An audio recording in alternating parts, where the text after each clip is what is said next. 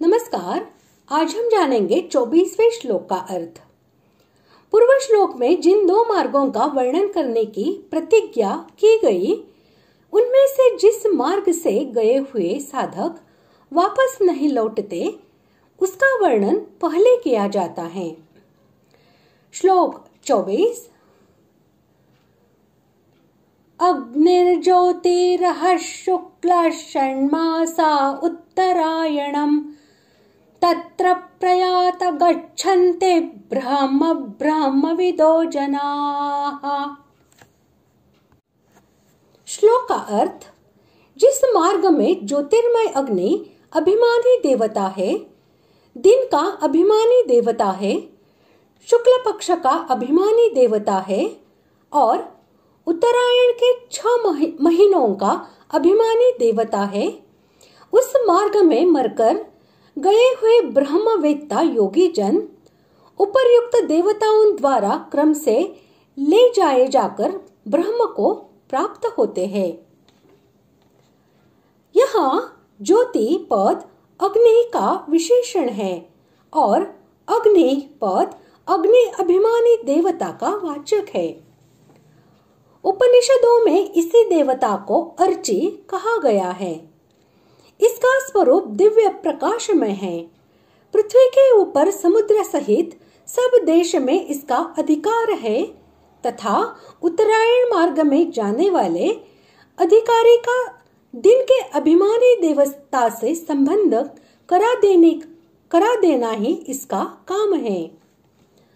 उत्तरायण मार्ग से जाने वाला जो उपासक रात्रि में शरीर त्याग करता है, उसे यह रात भर अपने अधिकार में रखकर दिन के उदय होने पर दिन के अभिमानी देवता के अधीन कर देता है और जो दिन में मरता है, उसे तुरंत ही दिन के अभिमानी देवता को सौंप देता है।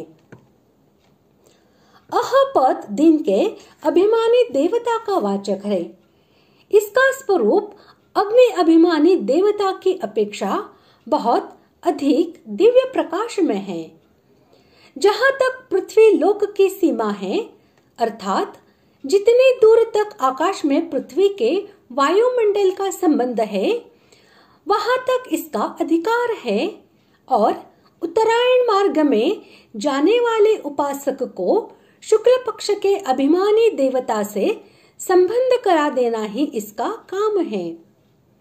अभिप्राय यह है कि उपासक यदि कृष्ण पक्ष में मरता है, तो शुक्ल पक्ष आने तक उसे यह अपने अधिकार में रखकर और यदि शुक्ल पक्ष में मरता है तो तुरंत ही अपनी सीमा तक ले जाकर उसे शुक्ल पक्ष के अभिमानी देवता के अधीन कर देता है। शुक्ला पद शुक्ल पक्षाभिमानी देवता का ही वाचक है। इसका स्वरूप दिन के अभिमानी देवता से भी अधिक दिव्य प्रकाशमय है। भूलोक की सीमा से बाहर अंतरिक्ष लोक में जिन लोकों में 15 दिन के दिन और उतने ही समय की रात्रि होती है, वहां तक इसका अधिकार है और उत्तरायण मार्ग से जाने वाले अधिकारी को अपनी सीमा से पार करके उत्तरायण के अभिमानी देवता के अधीन कर देना इसका काम है। यह भी पहले वालों की भांति यदि साधक दक्षिणायन में इसके अधिकार में आता है, तो उत्तरायण का समय आने तक उसे अपने अधिकार में रखकर और यदि उत्तरायण में आता है तो तुरंत ही अपनी सीमा से पार करके उत्तरायण अभिमानी देवता के अधिकार में सौंप देता है। जिन 6 महीनों में सूर्य उत्तर दिशा की ओर चलते रहते हैं, उस 6 महीने को उत्तरायण कहते हैं। उस उत्तरायण कालाभिमानी देवता का वाचक यहाँ षण्मासा उत्तरायणम पद है। इसका स्वरूप शुक्ल पक्षाभिमानी देवता से भी बढ़कर दिव्य प्रकाशमय है। अंतरिक्ष लोक के ऊपर जिन लोकों में 6 महीनों के दिन एवं उतने ही समय की रात्रि होती है, वहां तक इसका अधिकार है। और उत्तरायण मार्ग से परमधाम को जाने वाले अधिकारी को अपनी सीमा से पार करके संवत्सर के अभिमानी देवता के पास पहुंचा देना इसका काम है। वहां से आगे संवत्सर का अभिमानी देवता उसे सूर्य लोक में पहुंचाता है।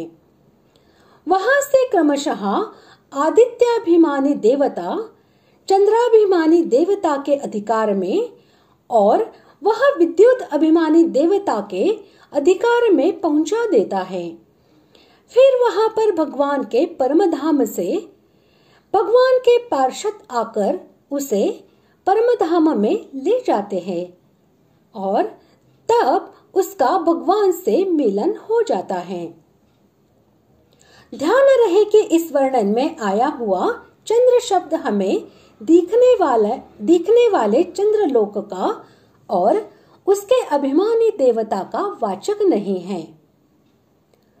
यहाँ ब्रह्मविद पद निर्गुण ब्रह्म के तत्व को या सगुण परमेश्वर के गुण, प्रभाव, तत्व और स्वरूप को शास्त्र और आचार्यों के उपदेशानुसार श्रद्धा पूर्वक परोक्ष भाव से जानने वाले उपासकों का तथा निष्काम भाव से कर्म करने वाले कर्मयोगियों का वाचक है।